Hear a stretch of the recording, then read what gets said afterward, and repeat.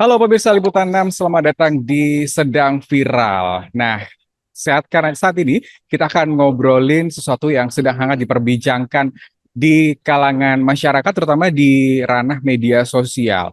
Ada video yang saat ini ramai sekali, ada belasan anggota Satpol PP Kabupaten Garut yang memberikan dukungan kepada salah satu calon wakil presiden.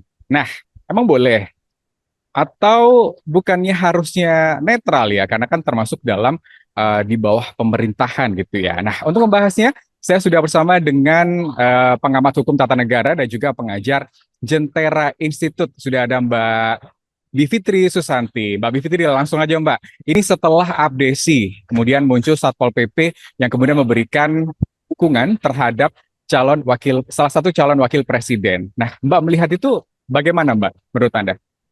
Ya, jelas salah ya, karena aparatur sipil negara itu harus netral. Benar sekali, karena dia di bawah pemerintahan, maka dia tidak seharusnya memberikan dukungan apapun dan dalam bentuk apapun. Nah, jadi kita memang melihatnya bisa dari dua sisi. Yang pertama, kalau melihat undang-undang pemilunya sendiri, yang akan bisa terkena sanksi kalau memang sudah ditemukan adanya pelanggaran, itu adalah paslonnya atau timnya ya. Dalam hal ini kan yang jadi masalah satu tim dari sebuah pasangan calon gitu. Itu sanksi yang bisa diberikan oleh Bawaslu kepada tim paslon tersebut. Tapi ada lagi rezim hukum yang berlaku, yaitu Undang-Undang ASN dan Undang-Undang Administrasi Pemerintahan. Nah, kalau itu nanti yang kena adalah para Satpol PP yang melakukan dukungan itu. Jadi betul sekali bahwa memang tidak boleh ada dukungan dalam bentuk apapun, dan sebenarnya di mana-mana di dunia ya, pemerintah itu kan sebenarnya tidak boleh berpihak ketika melakukan pemilu, terlepas dari katakanlah biasanya tuh kerawanan itu terjadi karena biasanya kalau ada petahana yang maju lagi dalam sebuah pemilu, itu biasanya akan terjadi. Nah, dalam konteks Indonesia pada hari ini memang bukan petahana, tapi ayah dari salah seorang apa namanya calon wakil presiden, dan itu yang sangat dikhawatirkan akan menimbulkan pemihakan-pemihakan dari aparatur sipil negara. Oke, Mbak, ini kan videonya seperti sudah direncanakan, kemudian disiapkan dengan matang, direkam dan juga diekspos ke sosial media. Kemudian mereka juga memakai seragam dan juga atribut untuk mengkampanyekan itu tadi dengan sangat frontal. Nah, bagaimana Anda melihat kontrol dari pemerintah daerah sehingga akhirnya eh, video ini bisa kecolongan sampai diupload ke sosial media? Ya, kontrol itu memang tidak ada ya, dan saya kira saya melihatnya di dua dua kemungkinan sih.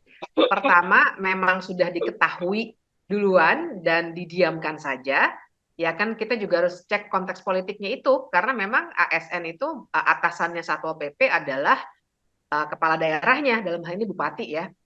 Itu satu, mungkin dia tahu tapi didiamkan saja karena memang ada keberpihakan juga. Itulah struktur ASN yang memang sangat struktural biasanya. Tapi yang kedua yang kita boleh sebut dengan kecolongan, mungkin atasannya tidak tahu tapi ada inisiatif sendiri. Nah, cuma kan inisiatif sendiri ini yang saya kira mesti kita dalami nih, karena kalau inisiatif sendiri kan artinya ya kan nyetak poster, terus siap-siap dulu gitu ya. Terus nyetak poster juga saya kira juga tidak murah begitu. Eh, Artinya untuk kemungkinan inisiatif sendiri yang berdasarkan dorongan hati sendiri, saya sangat skeptis dengan pernyataan seperti itu, dan makanya harus dicek oleh Bawaslu paling tidak, dan oleh atasannya sendiri karena mereka dalam konteks pemerintahan daerah. Oke, ini kan ada hubungannya dengan pemilu, berarti ada pengawasan Bawaslu di situ, Mbak, Bawaslu daerah. Nah, Mbak melihat bagaimana sih sejauh ini Bawaslu ini bertindak tegas untuk mungkin menindak ataupun mengawasi hal-hal seperti ini di sana? Menurut saya memang belum tegas nih. Jadi saya melihat sebenarnya kan pelanggaran seperti ini bukan bukan sekali ya. Pelanggaran aspek-aspek kampanye dalam pemilu bukan sekali.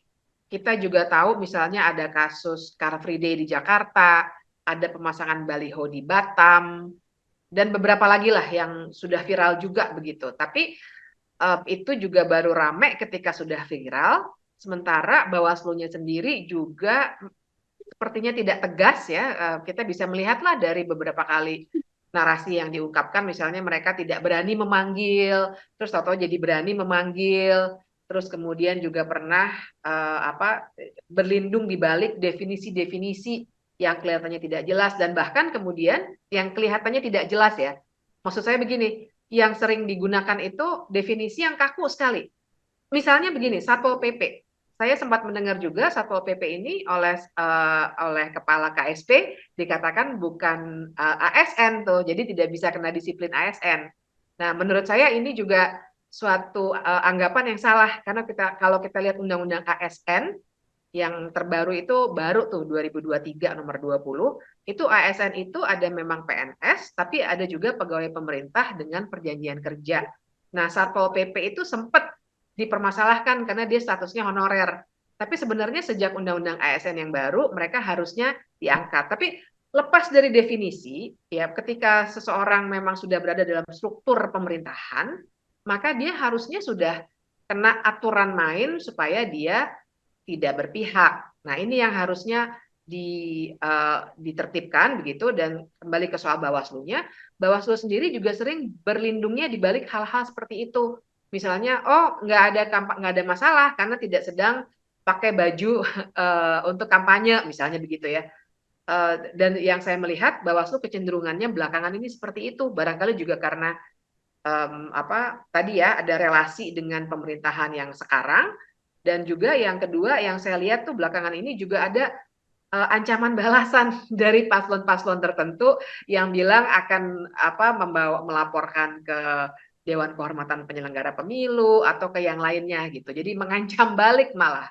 Itu fenomena yang belakangan ini terjadi yang membuat saya menurut saya membuat Bawaslu juga kurang tegas. Oke, berarti sejauh ini oknum-oknum ini berlindung di bawah DKPP karena bisa melaporkan balik gitu, Mbak. Berarti apa bisa bilang begitu, Mbak?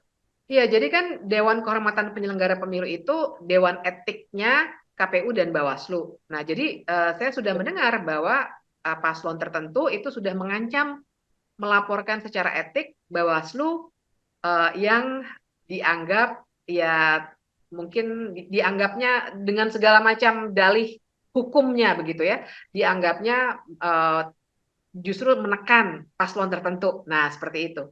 Nah, itu yang buat saya membuat Bawaslu juga gerak-geriknya menjadi kurang fleksibel karena ada ancaman-ancaman seperti itu. Hmm. Oke, untuk sanksi, Mbak, ini kan yang terakhir kan dibebas tugaskan dan tidak diberikan tunjangan. Itu sebenarnya cukup ataukah masih jauh dari peraturan sesuai dengan undang-undangnya, Mbak? Ya, jadi itulah tadi ya, kalau undang-undangnya, kalau menyangkut ASN-nya itu sendiri, Satpol PP tadi, memang kita harus pakai undang-undang ASN. Artinya memang sanksinya ya bisa sejauh itu saja. Kalau undang-undang pemilu itu uh, objek pengaturannya berbeda. Yang akan kena sanksi itu adalah paslonnya atau tim paslonnya. Nah, jadi kalau untuk para Satpol PP-nya itu saya kira sudah cukup lah begitu ya, paling tidak untuk memberikan sanksi yang terlihat nyata seperti apa dan punya dampak langsung pada mereka sendiri yang melakukan pelanggaran itu. Oke, tapi kalau melihat dari ada abdesi, ada Satpol PP, dan juga narasi yang berkembang di masyarakat ini cukup liar begitu, Mbak, soal netralitas yang saat ini sudah dipertanyakan. Itu bagaimana? Masyarakat juga semakin tidak percaya, akhirnya menurunkan kepercayaan publik kepada pemilu 2024. Menurut Anda bagaimana? Nah, itu memang satu isu yang saya senang sekali ini diangkat gitu ya, karena buat saya ini memang jadi masalah besar sekarang ini. Karena lepas dari tadi ya, debatnya tuh kan hukum sekali ini apakah ASN atau bukan dan seterusnya. Buat saya kita nggak bisa hanya berbicara saklek definisi pasal dan seterusnya. Kita harus berbicara soal bagaimana menciptakan suasana pemilu yang betul-betul jurdil, jujur dan adil. Sehingga pemihakan-pemihakan itu harus dilenyapkan sama sekali mestinya. Nah, kalau menurut saya sih suasananya sekarang memang seperti itu. Ada ketidakpercayaan dari masyarakat karena kelihatan sekali ya aparatur sipil negara. Saya tidak membicarakan Satpol PP saja ya, tapi banyak sekali ya seperti yang tadi saya katakan, ada baliho di Batam, kemudian ada izin-izin kampanye paslon lain yang juga tidak diberikan dan seterusnya. Nah, itu semua menimbulkan persepsi di masyarakat, para pemilih ini, kita-kita semua ini, jangan-jangan memang ada keberpihakan dan situasinya terjadi karena tadi petahana yaitu Pak Jokowi punya benturan kepentingan dengan salah satu cawapres. Nah, tentu saja di atas kertas kita paham bahwa ini tidak boleh dilakukan, tapi buat saya fenomena-fenomena yang ada kalau sudah dikumpulkan, dan sebenarnya beberapa teman sudah melakukan dokumentasinya ya di mana saja terjadi dan seterusnya, ini sudah menampilkan keberpihakan ini, dan saya kira wajar kalau warga merasa ada keberpihakan dan merasakan betul bahwa jangan-jangan pemilu yang sekarang memang tidak jujur dan adil. Oke, nah kalau menurut prediksi dari Mbak sendiri, apakah nanti akan ada mungkin ASN lain atau mungkin pihak-pihak yang tidak diperbolehkan atau diperbolehkan yang diharuskan untuk menjaga netralitas, kemudian akhirnya mendukung dengan melihat sanksinya yang seperti itu, kemudian dari ketidaktegasan dari Bawaslu-nya seperti itu, Mbak? Ya, kalau prediksi sih saya masih ya belum bisa meramalkan begitu ya. Tapi kalau melihat memang ya, kalau kita melihat kecenderungannya selama ini sangat mungkin terjadi. Ya itu tadi, karena paling tidak kan yang pertama adalah penegakan hukumnya mulai tidak konsisten. Jadi dalam sistem apapun, kalau ada penegakan hukum yang inkonsisten, itu biasanya akan membuka peluang pelanggaran lebih besar dan lebih besar lagi. Itu sudah menjadi dogma tuh dalam suatu situasi hukum tertentu. Kemudian yang kedua juga karena kita harus paham yang namanya pihak-pihak yang seharusnya netral itu kan tidak hanya ASN, tidak hanya Satpol PP, kita juga bisa berbicara mulai dari atasannya, bupati, gubernur, wali kota, dan seterusnya, tapi juga bahkan ada kepolisian dan juga TNI, yang kita juga harus menyikapinya secara hati-hati, karena di atas kertas memang sekarang ini semua sampai 20 Oktober 2024 kan memang semuanya masih di bawah kepemimpinan kepala pemerintahan kita, yaitu Presiden Joko Widodo yang punya benturan kepentingan dengan salah satu cawapres. Nah, itu yang jadi masalah. Jadi sekali lagi saya nggak bisa meramalkan apakah pasti akan ada atau tidak, tapi kecenderungan untuk adanya kecurangan-kecurangan ini sudah kelihatan dan kerap terjadi, dan ini sangat mungkin akan disuburkan oleh inkonsistensi penegakan hukum yang sekarang pun sudah mulai terjadi. Oke, berarti statement dari Presiden kita yang ASN, TNI, Polri harus menjaga netralitas itu tidak bisa dipegang oleh masyarakat gitu, Mbak, ya? Ya, saya kira kita harus skeptis ya, kita harus pertanyakan, kita harus lihat prakteknya, karena apapun, statement apapun bisa dikatakan oleh siapapun. Tapi kita harus lihat betul dalam praktek itu seperti apa, dan sekali lagi, ini ditegakkan nggak hukumnya, karena aturan main kita udah cukup lengkap kok. Tinggal keberanian dan juga keterputusan hubungan antara semua institusi penegakan hukum pemilu itu dengan petahana maupun partai-partai politik yang ada di DPR. Oke, terima kasih Mbak Bivitri atas waktunya. Sangat memberikan insight sekali terkait dengan pelanggaran-pelanggaran pemilu yang saat ini banyak sekali dilakukan. Terima kasih. Kita bertemu lagi nanti jika ada isu-isu yang menarik lagi soal politik di tanah air. Dan pemirsa, netralitas aparatur sipil negara TNI Polri ini akan dipertaruhkan selama pemilu 2024.